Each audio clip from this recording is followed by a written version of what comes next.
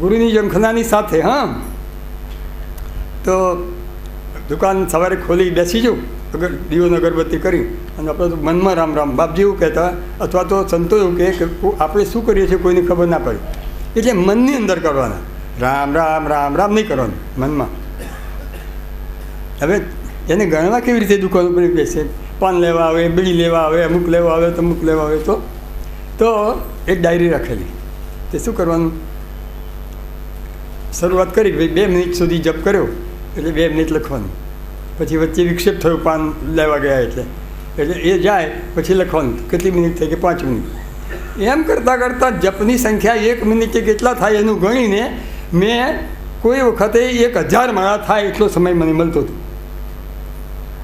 એટલે 1 લાખ જપ થાય એટલો સમય મને મળતો. કોઈ કંઈ સમય નથી, સમયની બિલકુલ ખોટી વાત છે. કાઢો તો સમય ઘણો છે, પણ આપણે મોટા ભાગે આપણા સમયની આપણને કિંમત નથી. સમયની જેને કિંમત છે ને એને ભગવાન સહેલું છે. આ એવો જપ કરતા 1 કરોડ જ થયા અને મને બાપજીના ચરણમાં જવાનું મળ્યું. આ તમને કહી દીધું. મારે જે ભગવાનના દર્શન કરવા હતા બસ બાપજી મળ્યા એટલે મારું બધું જ પૂરું થઈ ગયું. 13 કરોડ ના કરવા દીધા. જુઓ, પૂર્વની ભૂમિકા તૈયાર હતી ને તો 1 કરોડમાં મને બરાબર જઈને ગુરુ મહારાજની પ્રાપ્તિ થઈ. એ પછી આપણું બધું ક્રિયા બધું ચાલુ રાખી. પણ હવે એમ નથી કે હવે નહોતું કે મારે ક્યાંય જવું નથી. કોઈ મોટો ભગવાન આવીને ઉભો રહે ને તો આપણું કામ નથી. એટલે ઘણા લોકો સમય નથી એવું કહે છે. સમયના માટે તમને આ ખાસ અંદરની વાત કરું છું કે સમય જેને કાઢવો છે અને આ જપની સંખ્યા આપણા વિદ્યાનંદ સરસ્વતી કહું કોઈ થઈ ગયું ના બોલી ગયો છો, ખ્યાલ રાખજો. એમનું આ ગાયત્રીના પુરસ્ચરણ એમને 24 લાખના 24 પુરસ્ચરણ કરે. 24 લાખ ગાયત્રી એનું એક પુરસ્ચરણ, એવા 24 લાખ પુરસ્ચરણ કરે માતાજી નહીં આવે. હે? હા, વેદાંતી હતા, ખૂબ વેદાંતના પુષ્કર. ના, રામ શર્મા નહીં. આ તો વર્ષો પહેલાંની વાત છે. રામ શર્મા તો હમણાં થઈ ગયા. એમનું નામ વિદ્યાનંદ સરસ્વતી કે એમને સરસ પુસ્તકો વેદાંતના લખ્યા છે. આખું વેદાંતનું તમે જોજો એમના જીવન ચરિત્રમાં. વિદ્યા ઉપર નામ છે એટલી મને ખબર છે. પછી આ તો કંટાળી ગયા. તો હાલો હવે તો શું કરું? 24 તો પૂરા થઈ ગયા. તો એ માતાજી તો દર્શન દેતી નથી. ચાલો ત્યારે 25 લાખ હું કરવા બેસું એવું વિચારશું. 25 લાખ થયા એટલે માતાજી આવીને પ્રત્યક્ષ ઉભા. આ તો એકદમ ખીજાઈ ગયા. મારી 24 લાખ કરાયા તો તમે ના આવ્યા, અને 25 લાખે તમે આવ્યા. માતાજી તમે કેવા નિષ્ઠુર છો કે ભાઈ તું જરા પાછળ જોજો. આ સત્ય ઘટના છે. હા, જરા એમ ઉપજાવી કાલે કે તમને સમજાવી. આમ તો 3 મોટા પર્વત એ સળગતા દેખાયા. શું દેખાયું? કે 3 પર્વત સળગે છે માતાજી. બસ કે તારું પાપ એટલું બધું હતું ને એ ધોવામાં મને આટલી બધી વાર થઈ એટલે મને હવે એ પર્વત સળગી ગયા ને એટલે હું આવીને ઉભું. તમારામાં જ્યાં સુધી પાપનો અંશ છે ત્યાં સુધી ભગવાન ના આવે ને.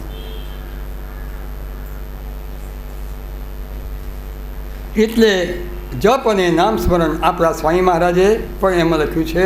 અને આ 13 કરોડનો જપ અને નામ સ્મરણ નામનું પુસ્તક આવે છે, વાંચજો. એની અંદર લખેલું છે કે 13 કરોડ જપ થાય. અને એનું નિશાની તમને આપું. આપણા સ્વામી રામદાસ સ્વામી ગોદાવરીમાં ઊભા રહીને એમને 13 કરોડ જપ શ્રી રામ જય રામ જય જય રામ, અને રામચંદ્ર આવીને પ્રગટ થયેલા છે. અને હનુમાનજીનો અવતાર એને કહેતા હતા. એટલે આપણે જપ ઉપર ચાલ્યા ગયા છીએ. હજુ ઘણી વાર છે. અને ઘડિયાળ તો ઘડિયાળનું કામ કરશે.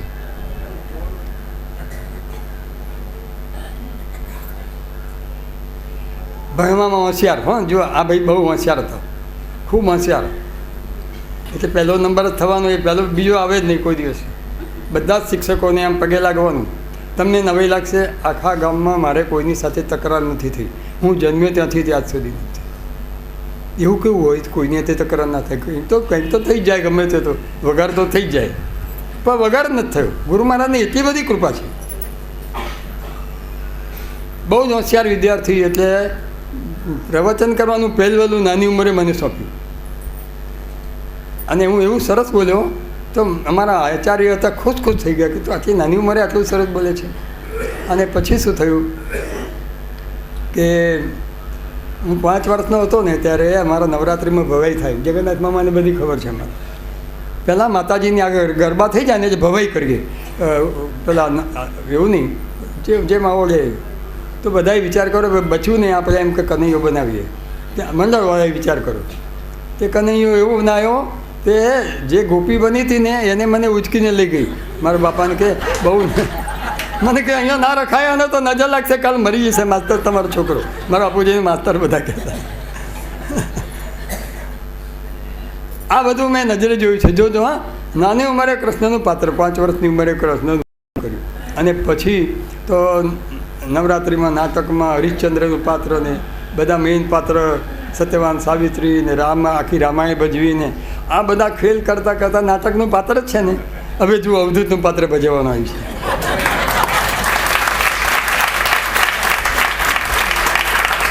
બધાને એમાં બધાને ઉલ્લુ બનાવ્યા. એમાં બધાને ઉલ્લુ જ બનાવ્યા ને. હું કંઈ થોડો પૃથ્વીરાજ હતો પણ આમ બેસે એટલે આમ પૃથ્વીરાજ ચૌહાણ બધા છડી પોખે.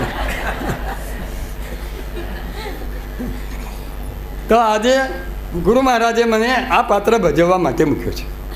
હું તમને અંદરની વાતો કરું છું. આ ચાદર એટલા માટે નાખું છું કે અત્યારે લોકોને સંત જેવો લાગુ ને તો લોકો પગે લાગે અને એમનું મિશન ચાલે આગળ. એટલા માટે આ વેશ છે, દેશ નથી. અંતરથી બોલું છું. મારે વેશ લેવો પડે છે કારણ કે મિશનમાં જરૂર છે. અને એટલે બાપજીએ આ પાત્ર ભજવવા હવે મને મૂકે છે. તો એ પાત્ર હું એટલા જ પ્રેમથી ભજવું છું અને મારા ગુરુ મહારાજને આગળ રાખીને જ ભજવું છું. અને કદાચ એમની સંમતિ પણ હશે એવું લાગે છે. આગળ વાત આવશે ત્યારે કહીશ તમને, અથવા તો અત્યારે હમણાં જ કહી નાખું ફરીથી તે વખતે કહીશું જ્યારે યાદ આવશે ત્યારે. પાછું રહી જશે. 57ની સાલમાં લીંચમાં મુકામ થયો બાપજીનો, પહેલો મુકામ. 4 દિવસ રોકાયા ને ગયા નારેશ્વર. જોજો હા, એ વખતે હું કેટલો નાજુક હતો એટલે એટલી બધી બુદ્ધિ પણ નહીં. અને નારેશ્વર જઈને માસ્તર કે 2-3 દિવસ થયા ને મને માસ્તર કાકા, જો કોઈને નામ સાંભળ્યું હોય તો જગજીવનદાસ માસ્તર 35 વર્ષ સુધી રહેલા. અરે મોદી કાકાની વાતો તો બહુ આવવાની છે, તું ચિંતા ના કરે. મોદી કાકા આવે ને એટલે અમને ગભરામણ થઈ જાય. હલા એ કાકા આવ્યા, ઉઠાડશે હમણાં વાર કરવા ઉઠાડશે, કોઈ તો પાણી ભરવા ઉઠાડશે. થોડી વારે બેહવા નથી દેતા. મોદી કાકા અમને નહોતા ગમતા ભાઈ, હવે સાચું કહું છું. એટલા જ માટે કામ કરીને આવીએ ને બેસીએ ને અને 10 મિનિટ થાય ને એટલે કંઈથી ચક્કર મારીને આવે અને બાપજીની પાછળથી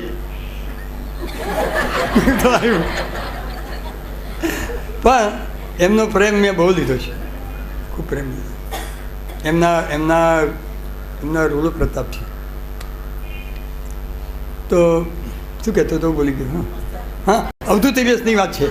હવે જુઓ, મેં નારેશ્વરમાં કહ્યું તો આ વખતે અહીંથી રિપીટ તમને અત્યારથી કરી દઉં. અમે અવધૂત કેવા છીએ એની તમને વ્યાખ્યા આપું. અવધૂત નામ પાડે અવધૂત ના થવાય. અવધૂત કક્ષા છે, મેં કાલે કહ્યું હતું. અને એ કક્ષા આ શરીરમાં વર્તાતી છેલ્લામાં છેલ્લી જે અવસ્થા, એથી આગળ અવસ્થા નથી.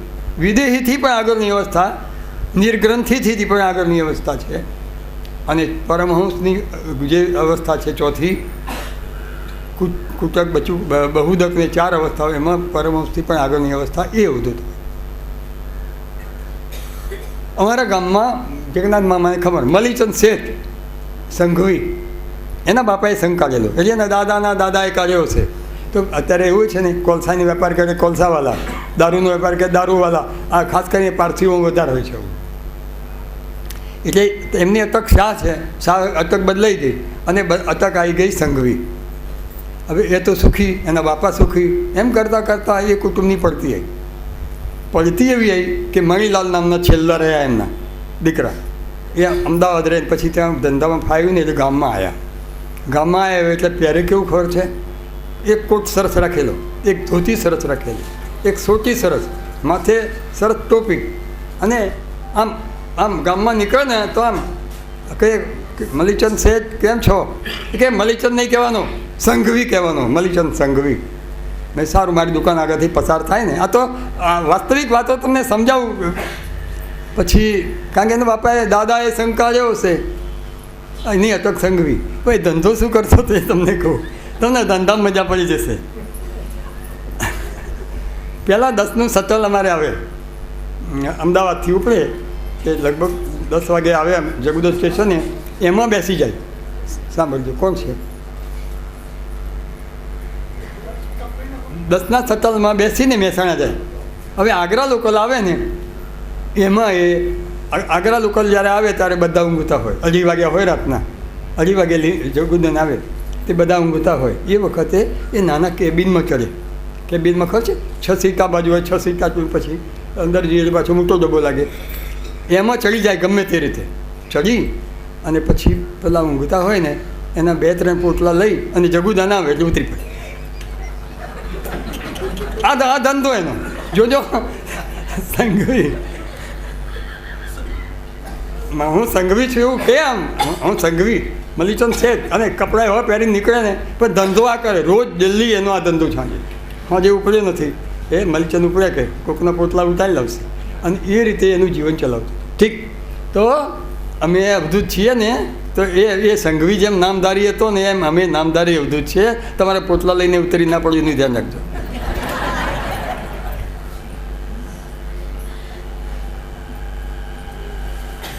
એટલે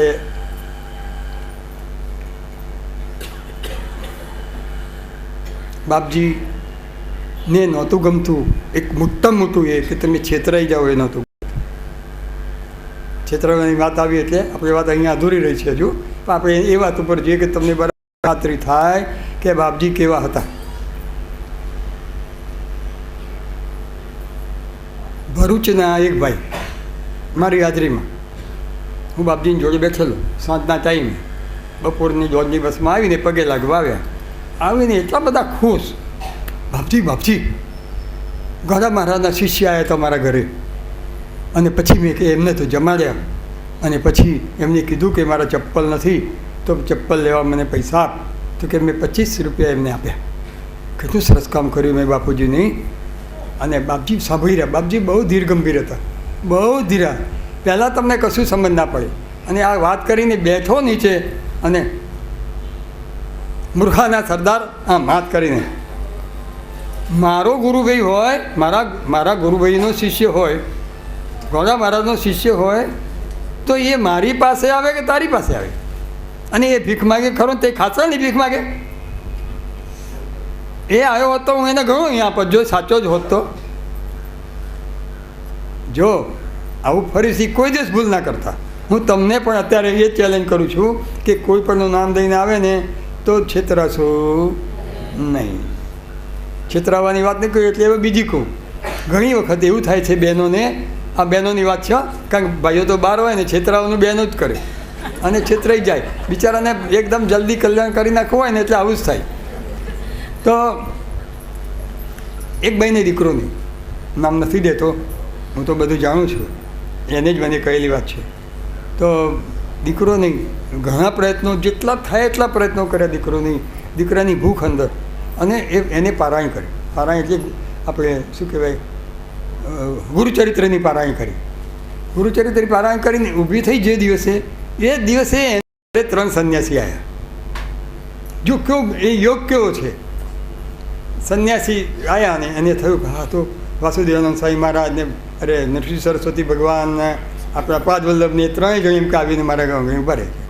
એને તો હવ બેસવાનું બોલાયા ને એ તો એટલી બધી ગોળી થઈ ગઈ કે મને દર્શન દેવા જ આવી ગયા છે. પછી પૂછી જોયું છે કે શું છે, સંતાન શું છે, આમ તેમ. એટલે એને ખબર પડી કે ભાઈનો છોકરો નથી અને ભોળી ભાઈ છે, વાંધો નથી. હવે આ તો જમાડી દીધા. પછી કે પ્રભુ દક્ષિણા અમે પૈસા લેતા જ નથી. એટલે પેલીને શ્રદ્ધા બેસી ગઈ, બરાબર પાક્કું થઈ ગયું કે આ સાચે જ ભગવાન છે. ને 2-3 મહિના ફરીથી આવ્યા, એ નવરાત્ર નજીક આવવાના. તો કે દેખ પેલી તો ખુશ આયા પાછા. એમ કે તો કે જો હવે મારે નવરાત્ર કરવા છે, તો આટલું ઘી જોઈએ, આટલા અમુક જોઈએ, આટલું અમુક જોઈએ, પૂજાનું સાધન જોઈએ, અમુક કપડાં જોઈએ. એમ કરતાં 1500નું બિલ કર્યું. તો 1500 રૂપિયા મને આપી દે. એટલે આપ્યા 1500 રૂપિયા એને તો ખુશ થઈને આપી દીધા. એને કહે આ ક્યાંથી આવું, એને પેલો વિશ્વાસ બેસી જાય ને. જો બહેનો કેવી રીતે છેતરાય છે, આવા બદમાશો પહેલાં તમને વિશ્વાસ બેસે અને પછી એની ચાલબાજી કરે. હવે એને શું થયું, પાછી એક વખત આવ્યા તો કે અમારે કપડાં જોઈએ છે. તો કપડાનું લિસ્ટ કેટલું બધું, એ પાછું 1200 રૂપિયાનું. આ બિચારી એના પતિથી છાને છાને આપ્યા કરે. એને બધો વિશ્વાસ પડી ગયેલો ને ત્યાં સુધી. હવે શું થયું જોજો. બરાબર 1 વર્ષ ગયું ને એટલે એમણે શું યુક્તિ કરી, એને ખબર છે કે છોકરો નથી તો આયા 3 જણ, એનો પતિ ઘરમાં નહીં, અને કે हमारे ये गुरुजी है 3 में एक ने गुरुजी बनाएला, ये गुरुजी अपना शरीर समाधि ले लेंगे. क्यों ले लेंगे, और आपके घर आने वाले हैं. હવે મરી જવાના છે, સમાધિ લેવાના છે, અને તારા ઘેર જન્મ લેવા માટે મરી જાય છે, અને એમના માટે અમારે સમાધિ બનાવવી છે, માટે 10,000 રૂપિયા. તો આ 1 વર્ષમાં છેતરતા 10,000 વાત આવી. 10,000 વાત આવી એટલે એના હાથમાં તો 10,000 રૂપિયા તો ના જોઈએ ને. પતિને પૂછવું પડે. પતિને પૂછ્યા પહેલાં મને કર્યો ફોન કે મારું માને બહુ પ્રેમ, પણ અત્યાર સુધી વિચારે કહેલું નહીં આવું બધું બાલિશતા. એટલે મેં કહ્યું ઘણી 10,000 રૂપિયા શું એક પૈસો ના લાયક દેરાવાનું.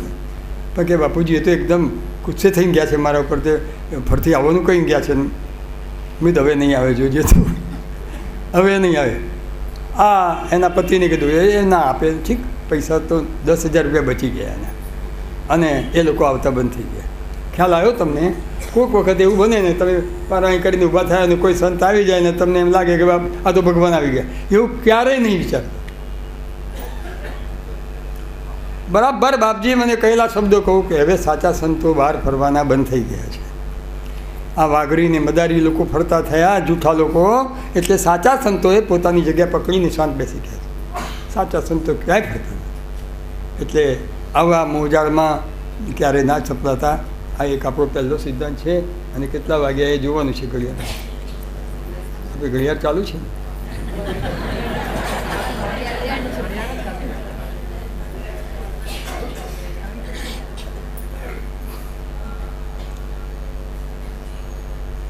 મારા બાપુજીએ મારા દાદાની એટલે ભુરાબાની સેવા કરી. મારી બાએ એના કારણે રૂકમાંબાની સેવા મળી. અને મને કેવી રીતે સેવા મળી એ તમને કહું કે નાની ઉંમરથી આ તરફ જોક વહી ગયેલો ને, એટલે આપણે ગામમાં સારી પ્રવૃત્તિ કરીએ તો 16 બાળકો ભેગા કર્યા મારાથી નાની ઉંમરના.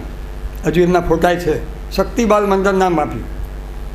અને 16 બાળકોને એવા તૈયાર કર્યા કે ગામમાં સાફ સફાઈ કરવી હોય, કોઈને ઘર બળ્યું હોય તો એકદમ દોડીને એને ઓલવવા જવાનું. આવું લોકોને કામમાં આવે એવી પ્રવૃત્તિ કરવામાં આવી. પછી જ્યાં ગંદકી કોઈ સાફ ના કરે તો એ કૂવાની આજુબાજુ એ પણ અમારી આ ગોલ્ડન ગેંગ જઈને આ બધી કરે.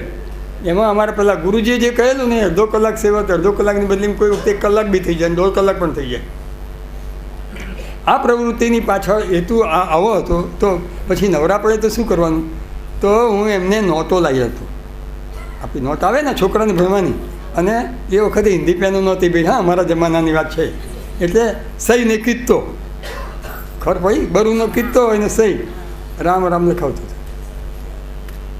છોકરાઓને આવી પ્રવૃત્તિ નાની ઉંમરથી કરાવી છે. અને આ બધાનું ફળ ભેગું થાય ને ત્યારે આવા દેવપુરુષના ચરણમાં આપણને જવાનું. પછી તમને યાદ આવી ગયું, મને નથી આવતું.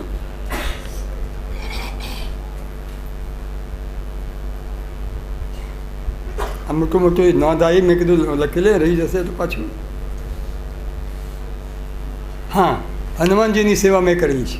હનુમાનજી હું હનુમાન બાહુક કરતો, હનુમાન ચાલીસા કરતો, એ અહીંયા લખ્યું છે. તો હનુમાનજીનું દેરી અમારી અત્યારે હાલ છે. અત્યારે તો એને આપણી જાળી કરી દીધી છે સરસ. પહેલાં ખુલ્લું હતું એટલે દેરી એકલી ને આજુબાજુ ઓટલો. એટલે ચોમાસું આવે ને તો એટલી ગંદકી કૂતરા કરી નાખે ને તો કોઈ એને સાફ જ ના કરે. તો મારી દુકાન સામે તો હું દર્શન કરવા જાઉં ને જોઉં તો પાણી ભરી લાવીને એ બધું હું જાતે સાફ કરતો. આ સેવાનું મૂળ ક્યાં છે? તમારા મનમાં સેવાનું મૂળ બેઠું તો ગમે ત્યાંથી તમે સેવા મળી જ જાય. ભગવાન આપી દે, કોઈ પણ સંજોગોમાં આપી દે.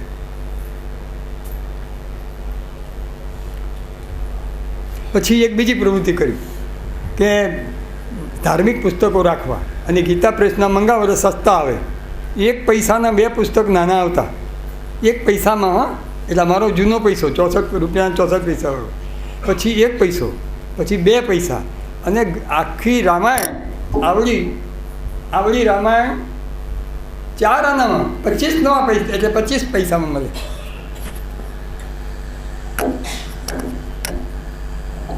ગીતા પ્રેસના જેવું સસ્તું પુસ્તક આ દુનિયામાં કોઈ આપી શકો નહીં. આજે પણ ગીતા પ્રેસનું પુસ્તક એટલા જ સસ્તા છે. ખૂબ મોટી સેવા. એ પુસ્તકો લાવી અને કબાટ કરાવ્યું આવડું, એમાં મૂક્યા. ગુરુ આદેશ જ્ઞાન મંદિર.